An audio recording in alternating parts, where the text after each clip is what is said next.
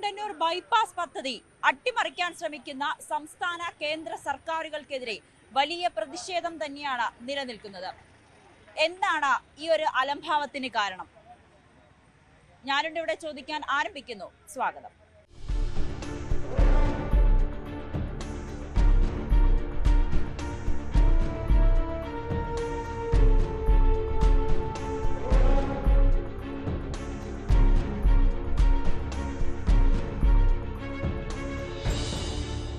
Angamaly Kundannoor bypass നിർമ്മാണ പദ്ധതി അട്ടിമറിക്കുന്നുവെന്ന് ആരോപിച്ചുകൊണ്ട് കോൺഗ്രസിന്റെ MLA-മാരുടെയും MP-മാരുടെയും നേതൃത്വത്തിൽ വലിയ പ്രതിഷേധം തന്നെയാണ് ഇവിടെ നടന്നുകൊണ്ടിരിക്കുന്നത്. അതിലിപ്പോൾ ജനകീയ സമിതിയിലെ അംഗങ്ങൾ നമ്മളോടൊപ്പം ചേരുന്നുണ്ട്.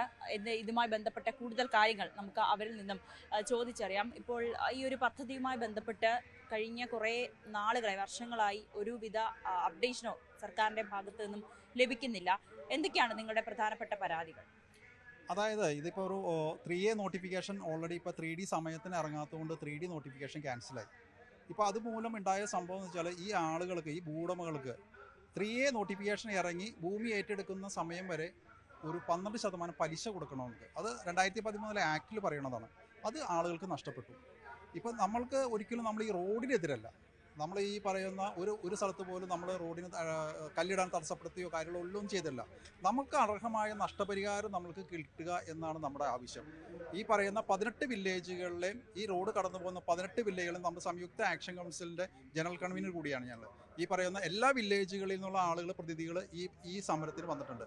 ഞങ്ങൾ തന്നെ കളക്ടറേറ്റിന് മുമ്പിലും ഈ പറയുന്ന പറവൂർ കാല ഓഫീസിന് മുമ്പിൽ 2 ധർണകൾ നടത്തിയതാണ്. ഞങ്ങൾ നിരന്തര പരാതികൾ കൊടുത്തു. നമുക്ക് ആവശ്യപ്പെട്ട ഈ പറയുന്ന നിയമപരമായി നമുക്ക് ലഭിക്കേണ്ട നഷ്ടപരിഹാരം ലഭിക്കുന്നതിന് വേണ്ടി 2013 ആക്ട് പ്രകാരം നമ്മൾക്ക് ഇവിടെ ഭൂമി ഏറ്റെടുത്ത് കഴിഞ്ഞാൽ ഇവിടെ ജനങ്ങൾക്ക് യാതൊരുവിധ ഒരു സമരത്തിൻ്റെയോ ഒരു പരാതിയുടെ ആവശ്യമില്ല. ഇതിലെല്ലാം വെള്ളം ചേർത്തുകൊണ്ട് 2018 ഈ NHA ഇറക്കിയ ഒരു സർക്കുലറിൽ പറയുകയാണ്, ഇനി എടുക്കുന്ന ഭൂമികൾക്ക് കാലപ്പഴക്കം കണക്കാക്കി നഷ്ടപരിഹാരം കൊടുത്താലും മതി എന്നാണ് പറയുന്നത്.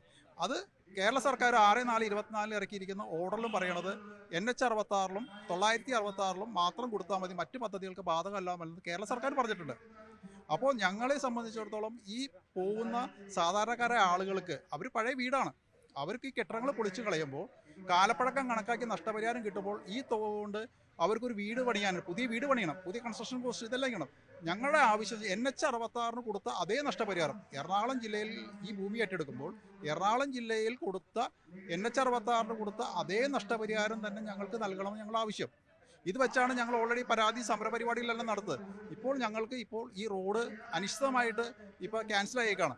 ഇനി പുതിയ നോട്ടിഫിക്കേഷൻ ഇറങ്ങണം. പുതിയ നോട്ടിഫിക്കേഷൻ ഇറങ്ങി 1 നിന്നുള്ള നടപടി തുടങ്ങണം. ഇവർ ഹിയറിംഗ് നടത്തണം, നടപടി തുടങ്ങണം, ഇതെല്ലാം ചെയ്യണം. പിന്നെ ഏറ്റവും വലിയ നഷ്ടം എന്ന് കഴിഞ്ഞാൽ ഈ 12% പലിശ അവർക്ക് നഷ്ടപ്പെട്ടു. അതുമാതിരി തന്നെ നിലം പുരയിടം അനുഭവിക്കുന്ന കുറേ ജനങ്ങളുണ്ട്. ഇതിനകത്ത് പോകുന്ന ഭൂരിഭാഗത്തിൽ വരുന്ന ആളുകൾ എന്ന് പറയുന്നത്, അതായത് BTRലെ നിലമാണെങ്കിലും അവർ അതിനകത്ത് വീട് വെച്ച് താമസിക്കുന്ന ആളുകളുണ്ട്, അതിനകത്ത് പുരയിടങ്ങളുണ്ട്, കൃഷി ചെയ്യുന്നുണ്ട്. ഹൈക്കോടതിയുടെ വ്യക്തമായ ജഡ്ജ്മെൻ്റ് ഉണ്ട്. അതായത് പുരയിട സ്വഭാവമുള്ള ഭൂമികൾക്ക് പുരയിടത്തിൻ്റെ വില തന്നെ കൊടുത്തോളെന്ന് പറഞ്ഞിട്ടുണ്ട്. പക്ഷേ NHA തന്നിരിക്കുന്ന, നമുക്ക് വിവരാവകാശം വെച്ച് തന്നിരിക്കുന്ന മറുപടി എന്ന് പറയുന്നത്, ഞങ്ങൾ നിലത്തിൻ്റെ പൈസയാണെങ്കിൽ നിലത്തിൻ്റെ പൈസ തരുള്ളൂ, മിച്ചം വരുന്ന ഭൂമി ഞങ്ങൾ ഏറ്റെടുക്കില്ല. അങ്ങനെ ഞങ്ങളെ ഏതെല്ലാം രീതിയിൽ നാഷണൽ ഹൈവേ നമ്മളെ ദ്രോഹിക്കാൻ പറ്റും, ഈ ഭൂവുടങ്ങളെ ദ്രോഹിക്കാൻ പറ്റും, അതെല്ലാം ഇപ്പോൾ ചെയ്തുകൊണ്ടിരിക്കുന്നത്. ഇവിടെ 2013 ഒരു ആക്ട് ഉണ്ട്, അതായത് LAR ആക്ട് എന്ന് പറയുന്ന ആക്ട് ഉണ്ട്. ഈ ആക്ട് പൂർണ്ണമായി ഇവിടെ പാലിച്ചുകൊണ്ട് ഇവിടെ ഭൂമി ഏറ്റെടുത്തോ നഷ്ടപരിഹാരം കൊടുത്തു കഴിഞ്ഞാൽ ഇവിടെ ഒരു ഭൂവുടമകൾക്ക് ഒരു കോടതി പോകേണ്ട ആവശ്യമില്ല, ഒരു പരാതി പറയേണ്ട ആവശ്യമില്ല, ഇതെല്ലാം ഇല്ല. മനഃപൂർവ്വം അർഹമായി ഇന്ത്യ നിയമത്തിലുള്ള നിയമപ്രകാരം നമുക്ക് ലഭിക്കേണ്ട അവകാശങ്ങൾ നൽകാതിരിക്കാൻ വേണ്ടിയിട്ടാണ് ഈ NHA ഇപ്പോൾ ശ്രമിച്ചുകൊണ്ടിരിക്കുന്നത്. ഈ 3A ഓൾറെഡി പറയുന്ന 3D ഇറക്കാതെ 3A ക്യാൻസൽ ആയതും ഞങ്ങൾ സംശയിക്കുന്നു. കാരണം വെച്ചാൽ ഞങ്ങൾക്ക് കിട്ടേണ്ട ഭീമമായ നഷ്ടമാണ്. ഓരോ ഭൂമികൾക്ക് കിട്ടേണ്ട 12% പലിശ എന്ന് പറയുന്ന വലിയൊരു തുകയാണ്. അപ്പോൾ അതുകൊണ്ട് ഇതെല്ലാം ഞങ്ങൾക്ക് നേടിയെടുക്കുന്നവരെ ഞങ്ങൾ പ്രക്ഷോഭത്തിലാണ്. ഞങ്ങൾ സമരപരിപാടികളായിട്ട് മുന്നോട്ട് പോകും. കാരണം ഈ മഞ്ഞക്കുറ്റി എല്ലാവരും പറമ്പിക്കെടുക്കുകയാണ്. ഈ ഭൂമി വിൽക്കാൻ പറ്റില്ല, ഈ കാരണം ഒരു ബാങ്കിൽ പണയം വെക്കാൻ പറ്റില്ല. ഇതാണ് ഇവിടുത്തെ ഭൂവുടമകളുടെ എല്ലാ ആവശ്യം. എല്ലാ ഭൂവുടമകളും ആശങ്കയിലാണ്. പല ആളുകളും ഇതിന് ഈ പറയുന്ന പുതിയ വീട് വയ്ക്കാനായിട്ട് ഭൂമി അഡ്വാൻസ് കൊടുത്തു, പെമ്മക്കളെ കെട്ടിക്കണം, വീട് മെയിൻറ്റെയിൻ ചെയ്യേണ്ടിയിരിക്കും. അങ്ങനെയൊക്കെ നിരവധി വിഷയങ്ങളാണ് ഈ പ്രദേശത്തെ ഭൂവുടമകൾ അനുഭവിച്ചുകൊണ്ടിരിക്കുന്നത്. അപ്പോൾ എത്രയും വേഗം ഈ റോഡ് യാഥാർത്ഥ്യമാകണമെന്നാണ് ഞങ്ങളുടെ ആവശ്യം. ഏറ്റവും പ്രധാനപ്പെട്ട കാര്യം അത് തന്നെയാണ്. നിങ്ങളുടെ പുരയിടങ്ങളിൽ കല്ലിട്ടിരിക്കുകയാണ്, സർവേ കല്ലിട്ടിരിക്കുകയാണ്. അത് നിങ്ങൾക്ക് അതെ ഇതൊരു മറ്റ് ലോൺ എടുക്കാനോ അല്ലെങ്കിൽ മറ്റ് ആവശ്യങ്ങൾക്കൊന്നും തന്നെ പറ്റുന്നില്ല. അത് ഭയങ്കരമായ ഭൂമികൾക്ക് ഭയങ്കര ഒരു നഷ്ടം തന്നെയാണത്. പാർലമെന്റ് പാസ്സാക്കിയ ഒരു നിയമമുണ്ട് 2013. അതിൽ പറഞ്ഞിരിക്കുന്നത് സർക്കാർ ഈ നിയമം വന്നതിന് ശേഷം പൊതു ആവശ്യത്തിന് വേണ്ടി അക്വയർ ചെയ്യുകയാണെങ്കിലും ആ പറഞ്ഞ നിയമം മുഴുവനും ബാധകമാക്കി കൊണ്ടുവേണം ഈ സ്ഥലം അക്വയർ ചെയ്യണമെന്നാണ് പറഞ്ഞിരുന്നത്, ആ നിയമത്തിൽ പറയുന്നത്. പക്ഷേ 2018 NHAI നാഷണൽ ഹൈവേ അതോറിറ്റി ഒരു ഗൈഡ് ലൈൻ ഇറക്കി സ്ഥലം ഹൈവേക്ക് വേണ്ടി സ്ഥലം അക്വയർ ചെയ്യുമ്പോൾ ഇതൊന്നും ബാധകമല്ലാത്ത രീതിയിൽ. അപ്പോൾ അവർക്ക് തുച്ഛമായ പൈസ കൊടുത്ത് സ്ഥലം അക്വയർ ചെയ്യാനുള്ള ഒരു ഗൈഡ് ലൈൻ അവരുണ്ടാക്കി.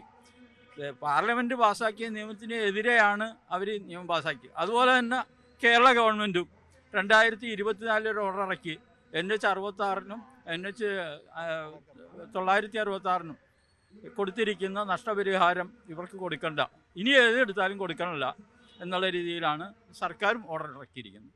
ഇതാണ് ഞങ്ങളെ സംബന്ധിച്ചിട്ട് ഏറ്റവും വലിയ പ്രശ്നമായി വന്നിട്ടുള്ളത്. പിന്നെ ബാക്കി വരുന്ന സ്ഥലം എടുക്കാനും ഒക്കെ കൃത്യമായിട്ട് ആ ആക്ടിൽ പറഞ്ഞിട്ടുണ്ട്. അതനുസരിച്ച് അവർ ചെയ്യുകയാണെങ്കിൽ ആർക്കും ഒരു പരാതി ഉണ്ടാവില്ല. പക്ഷേ ഇത് സർക്കാരിൻ്റെ ഈ അനാസ്ഥ മൂലം 8 മാസം കഴിഞ്ഞതിന് ശേഷമാണ് ഈ ഉദ്യോഗസ്ഥന്മാരെ സർവേ നടത്താൻ ഉദ്യോഗസ്ഥന്മാരെ നിയമിച്ചത്. അതുകൊണ്ട് തന്നെയാണ് ഇത് ഇപ്പോൾ ലാപ്സായി പോയിരിക്കുന്നത്. ഒന്നുകിൽ ഈ സ്ഥാപിച്ചിരിക്കുന്ന കുറ്റികളൊക്കെ മാറ്റി ഇത് ഒഴിവാക്കുക, അല്ലെങ്കിൽ എത്രയും പെട്ടെന്ന് പുതിയ നോട്ടിഫിക്കേഷൻ ഇറക്കി ന്യായമായ നഷ്ടപരിഹാരങ്ങൾ ആക്ട് അനുസരിച്ചുള്ള പാർലമെൻറ്റ് പാസ്സാക്കിയ നിയമം അനുസരിച്ചുള്ള നഷ്ടപരിഹാരങ്ങൾ തന്നിട്ട് സ്ഥലമെടുക്കണം. ഇതാണ് ഞങ്ങളുടെ ആവശ്യം. എന്തായാലും പ്രധാനപ്പെട്ട കാര്യങ്ങൾ തന്നെയാണ് ഇവർ സൂചിപ്പിച്ചുകൊണ്ടിരിക്കുന്നതും. ഇത്തരത്തിൽ ഈ വീണ്ടും ഈ പദ്ധതി നീളുകയാണെങ്കിൽ ഇവരെ സംബന്ധിച്ച് അവരുടെ പുരയിടങ്ങളിൽ പോലും മറ്റ് ക്രയവിക്രയം നടത്തുവാനോ അല്ലെങ്കിൽ അതുമായി ബന്ധപ്പെട്ട ലോൺ എടുക്കാനോ ഒന്നും തന്നെ കഴിയില്ല. വലിയൊരു സാമ്പത്തിക ബാധ്യതകളിലേക്ക് കൂടി ഇവർ പോകുന്നു എന്നുള്ളതാണ് ഏറ്റവും പ്രധാനപ്പെട്ട കാര്യം. UDF MP-മാർ ഉൾപ്പെടെ MLA-മാർ MP-മാരൊക്കെ നിങ്ങൾക്ക് പിന്തുണയുമായി എത്തിയിട്ടുമുണ്ട്. MP-മാർ ഉൾപ്പെടെ ഈ കാര്യങ്ങൾ കേന്ദ്ര സർക്കാരിനെ അറിയിച്ചിട്ടുണ്ട്. അവരുടെ നിലപാട് ഇപ്പോൾ എന്താണ്? കേന്ദ്ര സർക്കാരുകൾ ഇതുവരെ പറഞ്ഞിരുന്നത്, കേന്ദ്ര സർക്കാരുകൾ സമയബന്ധിതമായി 3D നോട്ടിഫിക്കേഷൻ ഇറങ്ങുമെന്ന് തന്നെയാണ് ഞങ്ങൾ അവസാന നിമിഷം വരെ പ്രതീക്ഷിച്ചുകൊണ്ടിരുന്നത്.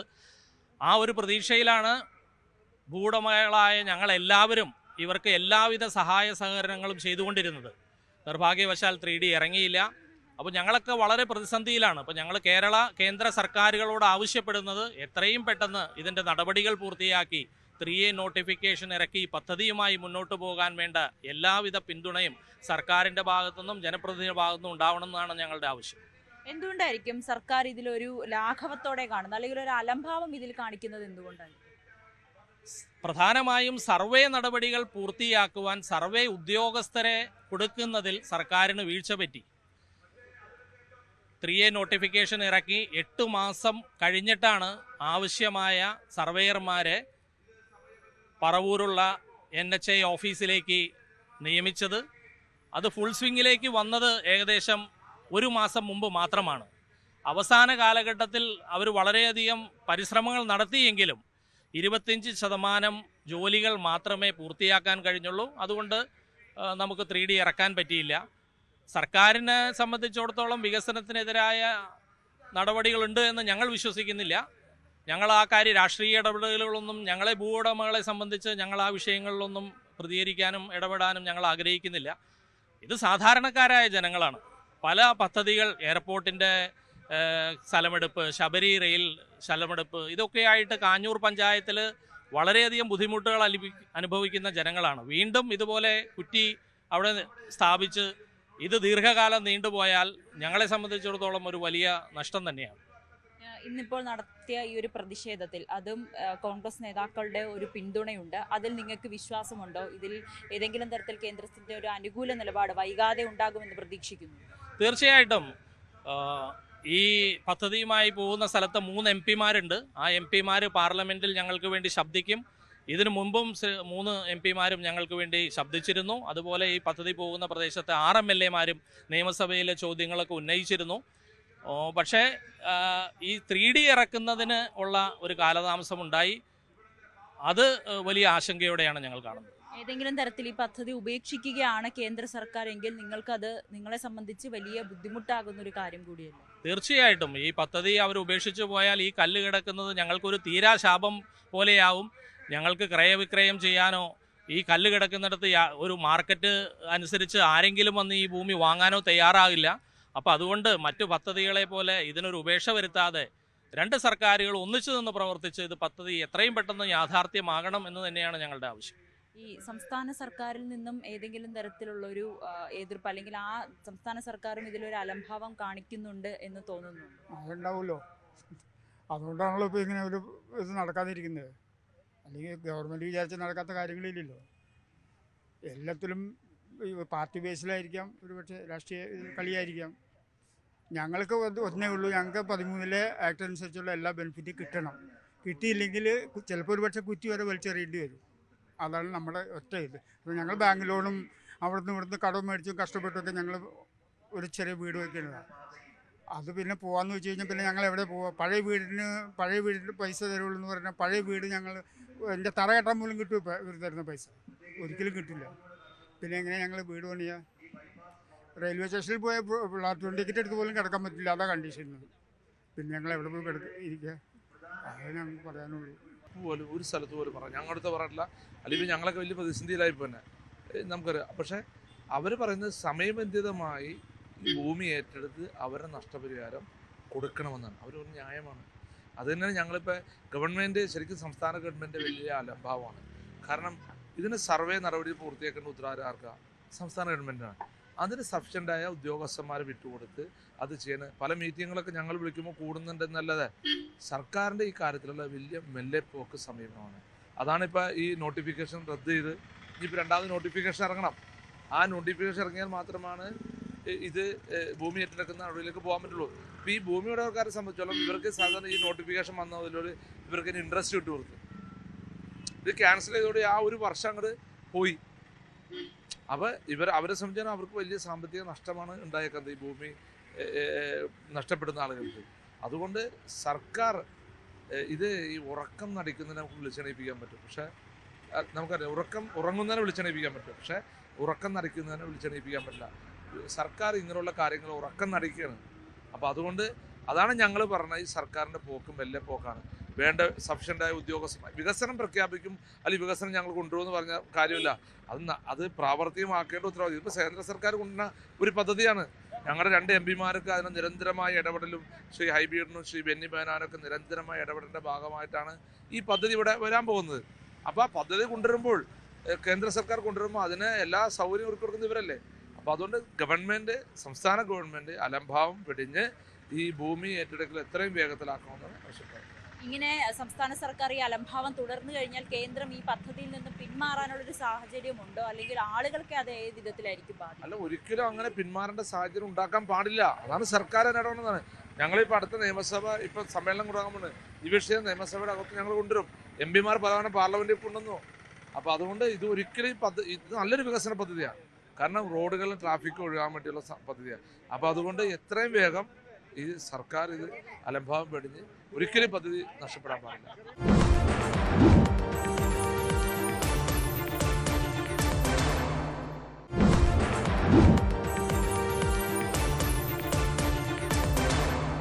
അല്ല, പ്രതിഷേധങ്ങൾ ഇപ്പോഴാണ് പുറം ലോകം അറിയുന്നത്, അല്ലെങ്കിൽ പബ്ലിക്കായിട്ടുള്ളൊരു റെസ്പോൺസും പ്രതികരണവും ഇപ്പോഴാണ് ഞങ്ങൾ നടത്തുന്നത്. മറ്റൊന്നും കൊണ്ടല്ല, ഒരു രാഷ്ട്രീയവും ഈ വികസന പദ്ധതി തടസ്സപ്പെടുത്തരുത് എന്ന് കരുതിക്കൊണ്ടാണ്. ഏകദേശം 1.5 വർഷമാണ് ഒരു ഫയൽ GST റോയൽറ്റി എക്സംപ്റ്റ് ചെയ്യാൻ വേണ്ടി സംസ്ഥാന സർക്കാരിൻ്റെ അടുത്ത് പെൻഡിങ് ആയിട്ട് കിടന്നത്. അതുകൊണ്ടാണ് കേന്ദ്ര സർക്കാർ ആദ്യഘട്ടത്തിൽ ഇത് പാസ്സാക്കാൻ വൈകിച്ചത്. രണ്ടാമതൊരു കാര്യം, സംസ്ഥാന സർക്കാർ പ്രത്യേകിച്ച് PWD മന്ത്രി എല്ലാ നാഷണൽ ഹൈവേ വികസന പദ്ധതികളുടെയും ക്രെഡിറ്റ് ഏറ്റെടുക്കുന്ന ആളാണ്. പക്ഷെ ഒരു റിവ്യൂ മീറ്റിംഗ് പോലും ഇത് സംബന്ധിച്ച് വിളിച്ചിട്ടില്ല. വിളിക്കാൻ ഉത്തരവാദിത്തപ്പെട്ട ജില്ലയുടെ ചുമതല വകുപ്പ് വഹിക്കുന്ന മന്ത്രിയാണെങ്കിൽ അദ്ദേഹം MPമാർ വിളിച്ച ഒരു മീറ്റിംഗ്, ഞങ്ങൾ ചാലക്കുടി എറണാകുളം MPമാർ സംയുക്തമായി ഇവിടുത്തെ ജനപ്രതിനിധികളെയും പഞ്ചായത്ത് പ്രസിഡന്റുമാരെയും സംയുക്തമായും പ്രാദേശിക വിഷയങ്ങളും അതുപോലെ സർവേ നടപടികൾ കൂടുതൽ സർവേയർമാരെ ആവശ്യപ്പെട്ടുകൊണ്ട് കളക്ടറുടെ സാന്നിധ്യത്തിൽ വിളിച്ച മീറ്റിംഗ് തടസ്സപ്പെടുത്തി അദ്ദേഹത്തിന്റെ സൗകര്യത്തിനനുസരിച്ച് 4 മാസത്തിന് ശേഷമാണ് വീണ്ടും അത് കൂടിയത്. അതുകൊണ്ട് സർവേ നടപടികൾ പൂർത്തിയാക്കാൻ കഴിയാതെ ഈ ഡീനോട്ടിഫിക്കേഷൻ ആയി പോയി എന്നുള്ളതാണ് ഇപ്പോൾ നമ്മൾ നേരിടുന്ന ഏറ്റവും വലിയ പ്രതിസന്ധി. അപ്പോൾ സംസ്ഥാന സർക്കാർ ഗുരുതരമായ വീഴ്ചയാണ്, കാലതാമസമാണ് national highway NH-54 Angamaly Kundannoor ബൈപ്പാസിൽ വരുത്തിയിട്ടുള്ളത്. പോർട്ട് കണക്ടിവിറ്റി നെട്ടൂരിൽ നിന്ന് ആരംഭിക്കുമ്പോൾ എടപ്പള്ളി എലിവേറ്റഡ് ഹൈവേ വരുമ്പോൾ, അരൂർ എലിവേറ്റഡ് ഹൈവേ വരുമ്പോൾ ഇതെല്ലാം ഇന്റർസെക്ട് ചെയ്യുന്ന ഒരു പ്രധാനപ്പെട്ട ജംഗ്ഷൻ കൂടിയായി കുണ്ടന്നൂർ നെട്ടൂർ മാറാൻ പോവുകയാണ്. അപ്പോൾ വളരെ പ്രധാനപ്പെട്ട ഒരു വിഷയമാണ്. ഭൂ ഉടമകൾ വലിയ ആശങ്കയിലാണ്, അവർക്ക് ക്രയവിക്രയങ്ങൾ നടത്താൻ സാധിക്കുന്നില്ല. അപ്പോൾ ഇത് ഗുരുതരമായി പരിഹരിക്കപ്പെടേണ്ട ഒരു വിഷയമാണ്. അതുകൊണ്ടാണ് ജനപ്രതിനിധികൾ ഈ പ്രതിഷേധവുമായി മുന്നോട്ട് വന്നത്. ഈ കേന്ദ്ര സർക്കാരിന്റെ ഒരു നിലപാട് എങ്ങനെയാണ്? ഈ പദ്ധതിയിൽ നിന്നും പിന്നോട്ട് പോകുന്ന ഒരു സാഹചര്യമുണ്ടോ? അല്ല, കേന്ദ്ര സർക്കാർ നിലവിൽ ഈ പദ്ധതിയിൽ നിന്ന് പിന്നോട്ട് പോകുന്നില്ല. കേന്ദ്ര സർക്കാർ കാലാകാലങ്ങളിൽ പാർലമെന്റിൽ ഞങ്ങൾ ചോദിക്കുന്ന ചോദ്യങ്ങൾക്ക് മറുപടി നൽകുന്നുണ്ട്. അതിൻ്റെ എല്ലാം വിശദാംശങ്ങൾ ഞങ്ങളുടെ കൈകളിലുണ്ട്. അതുപ്രകാരം 2023 ഈ ഗവൺമെന്റിനെ അറിയിച്ചതാണ് ഈ വിഷയം. ഒഫീഷ്യലായിട്ട് നാഷണൽ ഹൈവേ അതോറിറ്റി ഓഫ് ഇന്ത്യയുടെ ഉദ്യോഗസ്ഥർ അറിയിച്ചതാണ് GST റോയൽറ്റി ഒഴിവാക്കി കൊടുക്കണം. കാരണം ഭൂമി ഏറ്റെടുക്കൽ പ്രക്രിയയുടെ മുഴുവൻ പണവും നൽകുന്നത് കേന്ദ്ര സർക്കാരാണ്. അപ്പോൾ സ്വാഭാവികമായും GST റോയൽറ്റി ഇനത്തിൽ വരുന്ന 424 കോടി രൂപ സംസ്ഥാന സർക്കാർ അത് എക്സംപ്റ്റ് ചെയ്ത് കൊടുക്കണം എന്നുള്ള ആവശ്യം പോലും അംഗീകരിച്ചത് 1.5 വർഷത്തിന് ശേഷമാണ് എന്നുള്ളതാണ് ഈ പദ്ധതി ഇത്രയും വൈകാനുള്ള കാരണം. കേരളത്തിൻ്റെ വ്യവസായ തലസ്ഥാനമാണ് എറണാകുളം. എറണാകുളത്ത് ദേശീയപാതയിലൂടെ യാത്ര ചെയ്യുന്ന മുഴുവൻ ആളുകളും, അത് അങ്കമാലിയിൽ നിന്ന് ആരംഭിച്ചാൽ അങ്കമാലിയിൽ ഗതാഗതക്കുരുക്ക്, തൊട്ടടുത്ത് പറവൂർ കവലയിൽ വന്നാൽ ഗതാഗതക്കുരുക്ക്, ആലുവയിൽ, കളമശ്ശേരിയിൽ, എടപ്പള്ളിയിൽ, ഈ കുണ്ടന്നൂർ വരെയുള്ള ദേശീയപാതയിൽ മുഴുവനും ഇതിലൂടെ യാത്ര ചെയ്യുന്ന ആളുകൾ മണിക്കൂറുകളോളം കുരുക്കിൽപ്പെട്ട് കഴിയുന്ന ഒരു സാഹചര്യമാണ്. അപ്പോൾ അതിന് പരിഹാരം കാണാനായിട്ടുള്ള ഒരു സ്വപ്ന പദ്ധതിയാണ് അങ്കമാലി കുണ്ടന്നൂർ ബൈപ്പാസ് പദ്ധതി. ഇത് എറണാകുളം ജില്ലയുടെ തന്നെ മുഖച്ഛായ മാറ്റുന്ന, എറണാകുളത്തിനും സംസ്ഥാനത്തിനും തന്നെ വികസനത്തിന് വലിയ മാറ്റങ്ങൾ കൊണ്ടുവരാൻ കഴിയുന്ന ഒരു പദ്ധതിയാണ്. ആ പദ്ധതി പ്രഖ്യാപിച്ചു വർഷങ്ങളായിട്ടും ഇതുവരെ അതിൻ്റെ സർവേ നടപടികൾ പൂർത്തീകരിക്കുവാൻ അതിന് ഉത്തരവാദിത്തപ്പെട്ട സംസ്ഥാന ഗവൺമെൻറ്, അതിൻ്റെ റവന്യൂ ഡിപ്പാർട്ട്മെൻറ്റിനും കഴിഞ്ഞിട്ടില്ല എന്ന് പറഞ്ഞാൽ സർക്കാർ എന്താണ് വികസന കാര്യത്തിൽ സർക്കാരിൻ്റെ ഒരു കാഴ്ചപ്പാട്? അപ്പോൾ ജില്ലയെ തന്നെ അവഗണിക്കുന്ന ഒരു കാഴ്ചപ്പാടാണ്, സമീപനമാണ് ഇക്കാര്യത്തിൽ ഉണ്ടായിട്ടുള്ളത്. ഞങ്ങളൊക്കെ നിരവധി തവണ MP-മാർ പാർലമെൻറ്റിൽ, MLA-മാരെന്ന നിലയിൽ ഞങ്ങൾ നിയമസഭയിൽ, മന്ത്രിമാരുടെ യോഗത്തിൽ, മുഖ്യമന്ത്രിയുടെ യോഗത്തിൽ, ബന്ധപ്പെട്ട സാധ്യമായ എല്ലാ യോഗങ്ങളിലും തലങ്ങളിലും ഞങ്ങളിത് വിഷയം ഉന്നയിച്ചിട്ടുണ്ട്. പക്ഷേ എന്നിട്ടും ഇത് സമയബന്ധിതമായിട്ട് ഈ ഭൂമിയുടെ സർവേ നടത്തി ഹാൻഡ് ഓവർ ചെയ്യുവാനായിട്ട് സാധിക്കുന്നില്ല എന്ന് പറഞ്ഞാൽ ഇത് സർക്കാരിൻ്റെ കാഴ്ചപ്പാടാണ്, സർക്കാരിൻ്റെ അലംഭാവമാണ്. അതുകൊണ്ട് ഈ പദ്ധതി തന്നെ അവതാളത്തിലാകുന്ന സാഹചര്യമാണ്. 3A നോട്ടിഫിക്കേഷൻ ഇപ്പോൾ ക്യാൻസലായിരിക്കുന്നു. അപ്പോൾ അതുകൊണ്ടാണ് ഞങ്ങൾ മറ്റ് മാർഗങ്ങളൊക്കെ അവസാനിച്ചിട്ടാണ് ഞങ്ങളിപ്പോൾ ഒരു സമര പരിപാടിയിലേക്ക് കടന്നിരിക്കുന്നത്. ഇത് ഞങ്ങളിനി മുന്നോട്ട് തുടർച്ചയായിട്ടുള്ള സമരം ഉണ്ടാകും. കാരണം ഇത് ജില്ലയുടെ വികസനത്തെ ബാധിക്കുന്ന ഒരു പദ്ധതിയാണ്. സംസ്ഥാനത്തിൻ്റെ വികസനത്തെ സംബന്ധിക്കുന്ന ഒരു പദ്ധതിയാണ്. ഇതിങ്ങനെ ഇട്ടുതല്ലി കളയാനായിട്ട് ഞങ്ങൾക്ക് അനുവദിക്കാൻ സാധിക്കില്ല. അതുകൊണ്ട് ഞങ്ങൾ സമര പരിപാടികളുമായിട്ട് മുന്നോട്ട് പോകും. സാധാരണ ഒരു വികസന പദ്ധതി യാഥാർത്ഥ്യമായി കഴിഞ്ഞാൽ അതിന്റെ ക്രെഡിറ്റ് അടിച്ചെടുക്കുന്ന ഒരു സർക്കാരാണ് ഇപ്പോഴുള്ളത്. അവർക്ക് പക്ഷേ ഈ പദ്ധതി യാഥാർത്ഥ്യമാക്കുന്നതിൽ വലിയ ഇഴഞ്ഞു നീങ്ങൽ അല്ലെങ്കിൽ കണ്ടില്ല എന്ന് നടിക്കുന്ന രീതിയിലേക്ക് തന്നെ. ഞാൻ ചോദിക്കട്ടെ, എറണാകുളം ജില്ലയിൽ തന്നെ എത്ര പദ്ധതികളുണ്ട്? ഇപ്പോൾ സീപോർട്ട് എയർപോർട്ട് റോഡ് എത്രയോ വർഷങ്ങളായി അതിൻ്റെ സർവേ നടപടികൾ പൂർത്തീകരിച്ച് ഭൂമി ഏറ്റെടുക്കൽ പൂർത്തീകരിക്കാനായിട്ട് സർക്കാരിന് കഴിഞ്ഞിട്ടുണ്ടോ? ഇവിടെ ജില്ലയുടെ ചുമതലയുള്ള മന്ത്രിയുടെ ഉൾപ്പെടെ നിയോജകമണ്ഡലത്തിൽപ്പെട്ട ഒരു പദ്ധതിയാണ്. അതുപോലെ തന്നെ Angamaly bypass, Angamaly Kundannoor bypass, gift city, ഇങ്ങനെ ഈ എറണാകുളം ജില്ല എന്ന് പറയുന്നത് കേരള സംസ്ഥാനത്തിൻ്റെ ഖജനാവിലേക്ക് ഏറ്റവും കൂടുതൽ നികുതി കൊടുക്കുന്ന ഒരു ജില്ലയാണ്. ഇവിടെയുള്ള ജനങ്ങൾ ഈ വീർപ്പ് മുട്ടി കഴിയേണ്ട ആ സാഹചര്യമുണ്ടോ? ഇവിടെ ഈ ജില്ലയുടെ വികസന സ്വപ്നങ്ങൾ യാഥാർത്ഥ്യമാവണ്ടേ? അപ്പോൾ ഈ പദ്ധതികളെല്ലാം ഇഴഞ്ഞു നീങ്ങുകയാണ്. ഈ സർക്കാർ വന്നതിന് ശേഷം 10 വർഷമായിട്ട് ഈ ജില്ലയെ ബാധിക്കുന്ന ഏതൊരു പദ്ധതിയാണ്, ഒരു വൻകിട പദ്ധതി ഇത്തരത്തിൽ നടപ്പിലാക്കി എന്ന് പറയാൻ സാധിക്കുന്നത്? കൊച്ചി മെട്രോ പോലും ഇഴഞ്ഞു നീങ്ങുകയാണ്. അത് പൂർത്തീകരിക്കേണ്ട സമയം കഴിഞ്ഞു. എന്നിട്ട് അതിൻ്റെ 2ാം ഘട്ടം ഇതുവരെ എങ്ങും എത്തിയിട്ടില്ല. 3ാം ഘട്ടം കൊച്ചി വിമാനത്താവളത്തിലേക്കും അങ്കമാലിയിലേക്കും വരേണ്ട 3ാം ഘട്ട പദ്ധതി ഉൾപ്പെടെ യാഥാർത്ഥ്യമാകേണ്ട സമയമായിരിക്കുന്നു. എന്നിട്ട് കൊച്ചി മെട്രോ ഇഴഞ്ഞു നീങ്ങുകയാണ്. അപ്പോൾ നമ്മുടെ നാടിൽ അല്ലെങ്കിൽ ഭാവി മുന്നിൽ കണ്ടുകൊണ്ട് നടപ്പിലാക്കേണ്ട വികസന പദ്ധതികളെല്ലാം ഇഴഞ്ഞു നീങ്ങുന്ന, അതിനോട് നിഷേധാത്മകമായുള്ള സമീപനം സ്വീകരിക്കുന്ന ഒരു സർക്കാരാണ് ഇവിടെ ഉള്ളത്. പിന്നെ എങ്ങനെ ഈ പദ്ധതിയൊക്കെ യാഥാർത്ഥ്യമാവും? അതുകൊണ്ട് പദ്ധതി ഏതെങ്കിലും പൂർത്തി, ഇപ്പോൾ കൊച്ചി മെട്രോ താങ്കൾ ചോദിച്ചല്ലോ, കൊച്ചി മെട്രോ ഉദ്ഘാടനം ചെയ്തു അത് ഉമ്മൻചാണ്ടി ഗവൺമെന്റിന്റെ പദ്ധതിയാണെന്ന് എല്ലാവർക്കും അറിയാം. പക്ഷേ അതിന് അവസാനം വന്ന് പെയിന്റ് അടിക്കുന്ന പണിയാണ് പിണറായി വിജയൻ ഗവൺമെന്റ് ചെയ്തത്. എന്നിട്ട് അതിന്റെ ക്രെഡിറ്റ് അടുക്കാൻ വേണ്ടിയിട്ടുള്ള ശ്രമം. വിഴിഞ്ഞം പദ്ധതി അതിൻ്റെ പദ്ധതി മൊത്തം നടപ്പിലാക്കിയത് അതിൻ്റെ പിന്നിൽ പ്രവർത്തിച്ചതൊക്കെ ആരാണെന്ന് അറിയാം. അതിൻ്റെ ക്രെഡിറ്റ് അടിച്ചെടുക്കാൻ വേണ്ടിയിട്ട് സംസ്ഥാന സർക്കാർ ശ്രമിക്കുന്നു. ഞങ്ങൾ പറയുന്നത് ഈ സർക്കാർ ഒരു പദ്ധതി ആവിഷ്കരിച്ച് അത് നടപ്പിലാക്കി അത് പൂർത്തീകരിച്ച് അതിൻ്റെ ക്രെഡിറ്റ് എടുത്തോടെ ഞങ്ങൾക്ക് എന്താ പ്രശ്നം?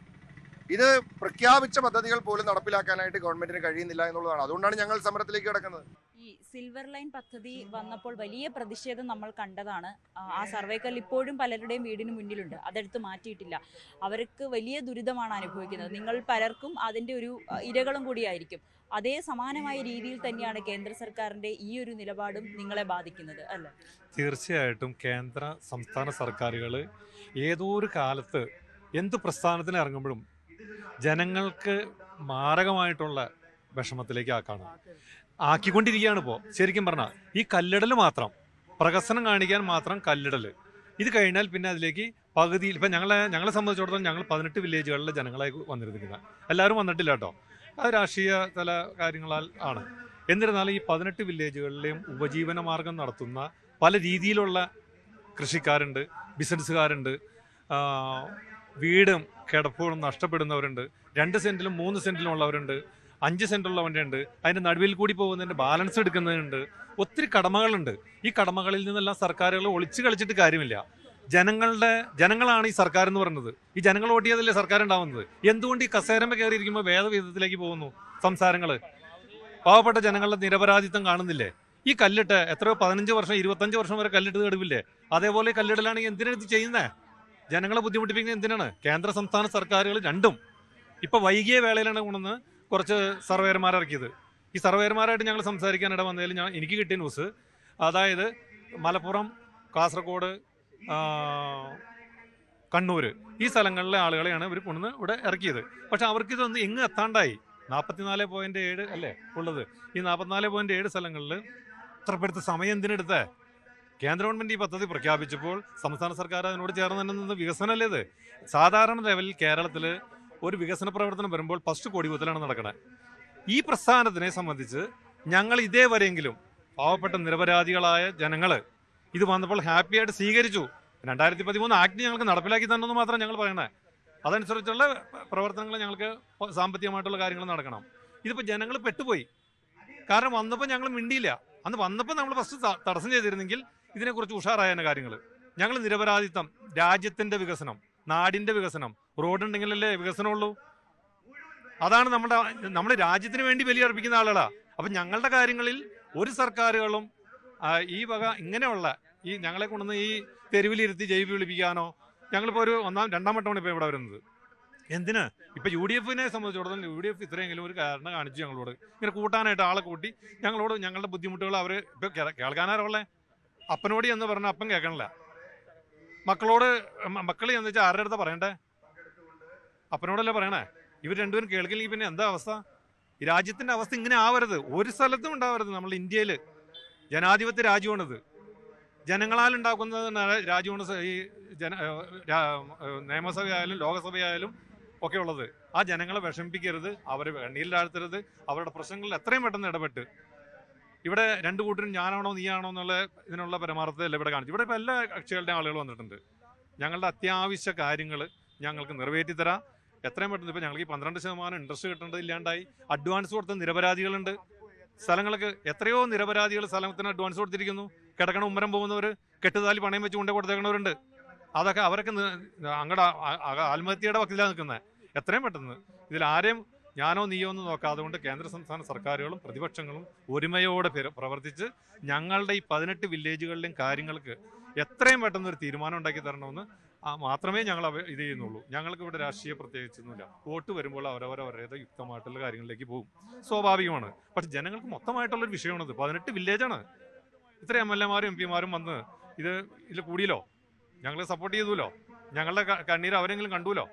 അപ്പൊ ഇനിയും തുടർന്ന് ഞങ്ങളെ ബുദ്ധിമുട്ടിപ്പിക്കരുത് മാത്രം ആണ് എനിക്ക് സംസാരിക്കാം. ഈ പദ്ധതി പ്രഖ്യാപിച്ചിട്ട് എത്ര നാളായി? നിങ്ങളുടെ വീടുകളിൽ കല്ലിട്ടിട്ട് ഇപ്പൊ ഒരു വർഷമായി, 1 വർഷം ആവാൻ പോണു അല്ലേ? 1 വർഷമായി. ഞങ്ങളുടെയൊക്കെ സ്ഥലങ്ങൾ എന്ന് പറഞ്ഞിട്ടുണ്ടെങ്കിൽ ഇതിൽ പെടുന്ന ബിസിനസ്സുകാർ പോകുന്നുണ്ട്, കർഷകർ പോകുന്നുണ്ട്, മറ്റേ കുടുംബങ്ങൾ പോകുന്നവരുണ്ട്. കൃഷിക്കാരെ സംബന്ധിച്ച് ഞാൻ പറയുന്നത്, കൃഷിക്കാരുടെ ഭാഗത്ത് ഞാൻ പറയുന്നത്, കൃഷിക്കാർ കൃഷി ചെയ്യാതെ കൊണ്ട് അന്നം ഭക്ഷിക്കാൻ പറ്റുമോ? ജോലി ചെയ്ത് ശമ്പളം ഉണ്ടാക്കി കാശുണ്ടാക്കി എന്ന് പറഞ്ഞിട്ട് കാര്യമുണ്ടോ? ആ കൃഷിക്കാരനെ എൻ്റെ നെഞ്ചത്ത് കൊണ്ടുവന്ന് ഈ കല്ലിട്ടേച്ചും അവനൊരു ലോണും കിട്ടില്ല. അവനെ സംബന്ധിച്ചിടത്തോളം അവൻ ആത്മഹത്യയുടെ വക്കീലാണ്. വ്യാപാരി ഇരുന്ന് കച്ചവടം ചെയ്യുന്നവൻ. ഇനിയിപ്പോൾ ഞങ്ങൾ അടുത്ത വ്യാപാരികളുടെ പരിപാടി വന്നിട്ടുണ്ട്. കാരണം എന്താ വെച്ചാൽ ഞാൻ ജില്ലാ കമ്മിറ്റി സംസ്ഥാന കമ്മിറ്റിനെ അറിയിച്ചിട്ടുണ്ട്, മേഖലാ കമ്മിറ്റീനെയൊക്കെ അറിയിച്ചിട്ടുണ്ട്. ഞാൻ ഒരു ചെറിയ ബിസിനസ്സും കൂടി നടത്തുന്ന ആളാണ്. അപ്പോൾ വ്യാപാരികളും ഇതിൽ ഇടപെടും. അടുത്ത പരിപാടി വ്യാപാരികളുടെ ആയിരിക്കുള്ളൂ. എന്നോടൊന്ന് പറഞ്ഞപ്പോൾ ജില്ലാ പ്രസിഡന്റ് പറഞ്ഞിട്ടുണ്ട് ഈ കാര്യത്തെക്കുറിച്ച് എന്തായാലും എത്രയും പെട്ടെന്ന് ഇടപെടാമെന്ന് പറഞ്ഞിട്ടുണ്ട്. അപ്പോൾ ആ കാര്യം കൂടിയും ഞങ്ങൾക്ക് കച്ചവടക്കാരുണ്ട്, കൃഷിക്കാരുണ്ട്, കുടുംബം പോകുന്നവരുണ്ട്, തൊഴിലാളികളുണ്ട്, ഇതുകൊണ്ട് ഉപജീവന മാർഗം നടത്തുന്നവരുണ്ട്. അവരെല്ലാവരുടെയും ഒരു കണ്ണീരാണത്. എത്രയും പെട്ടെന്ന് ഇടപെടണമെന്ന് മാത്രമേ പറയുന്നുള്ളൂ. എന്നാലും പ്രധാനപ്പെട്ട കാര്യം തന്നെയാണ് ഇവർ പറയുന്നത്. ഒരു വർഷത്തോളമായി ഇവരുടെ വീടുകളിൽ സർവേ കല്ലിട്ടിട്ട്, ഇവരുടെ പുരയിടങ്ങളിൽ സർവേ കല്ലിട്ടിട്ട്, പക്ഷെ അതിനുശേഷം കേന്ദ്ര സർക്കാരിൻ്റെ ഒരു അലംഭാവം ഇതിൽ തുടരെ നിലനിൽക്കുകയാണ്. ഇനി എന്ത് ചെയ്യണമെന്നറിയാതെ വലിയ ആശയക്കുഴപ്പത്തിലും വിഷമത്തിലും നിൽക്കുകയാണ് ഈ ഓരോ കുടുംബങ്ങളും. എന്തായാലും കോൺഗ്രസിൻ്റെ ഭാഗത്തു നിന്നും വലിയ പിന്തുണ ഇവർക്കുണ്ട്. അതിൻ്റെ ഭാഗമായി കളക്ടറേറ്റ് വളഞ്ഞുള്ള ഒരു സമര പരിപാടി തന്നെയാണ് UDF MLA-മാരുടെയും MP-മാരുടെയും നേതൃത്വത്തിൽ ഉണ്ടായിരിക്കുകയും ചെയ്തത്. ഇനിയെങ്കിലും ഇവരുടെ സങ്കടം കേന്ദ്ര സംസ്ഥാന സർക്കാരുകൾ കേൾക്കുമെന്നാണ് ഇവർ ഇപ്പോഴും വിശ്വസിക്കുന്നത്. ഞാനുണ്ട് ഇവിടെ ചോദിക്കാൻ പൂർണ്ണമാകുന്നു. നമസ്കാരം.